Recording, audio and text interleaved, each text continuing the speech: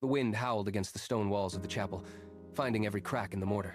Inside, the air tasted of damp earth and stale flowers. 5 of us stood in a tight semicircle, watching the heavy ropes strain as they lowered the casket into the dark pit.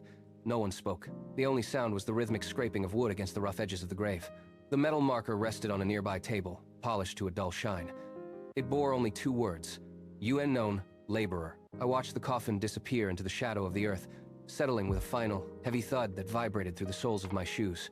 For years, I had walked over the space where this man lay, oblivious to the history beneath my floorboards. Now, the dirt was being shoveled back, sealing away the truth I had unearthed. The heavy thud of earth hitting wood echoed through the small space, louder than the wind outside. We stood there until the pile grew, marking the end of a life that had been erased by time and silence.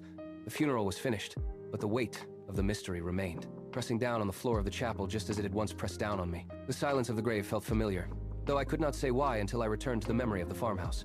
For 18 years, I slept in a room that felt like a living thing. Every night, after the lights were out and the house grew cold, the rhythm began.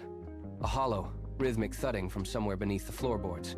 It was not the random groan of timber or the contraction of pipes in the Ohio winter. It was deliberate. My parents sat in the kitchen, cups of tea in their hands, and explained it away with a practiced ease. They called it the house settling. They said the old wood was shifting under the weight of the frost. I wanted to believe them.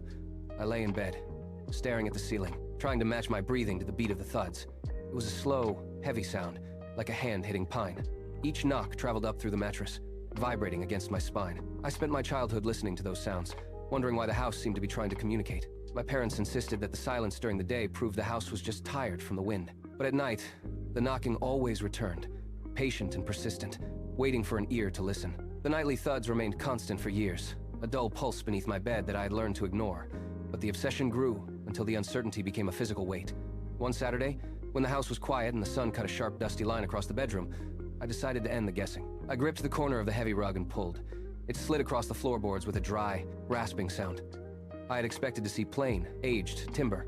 Instead, I saw chaos. Parallel scratches scarred the surface of the wood, gouged deep into the grain. They were not random. They were deliberate, frantic lines hacked into the boards with something sharp. I dropped to my knees, pressing my fingers into the grooves. The wood was cold, even through the floor, and the depth of the marks suggested a desperate, sustained effort. These were not the result of house settling or shifting foundations.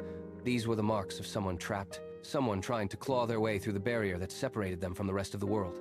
I stared at the jagged scars, realizing that for 18 years, I had been sleeping directly above a desperate, silent struggle. I went to the garage and returned with a crowbar. It was heavy, cold, and smelled of oil.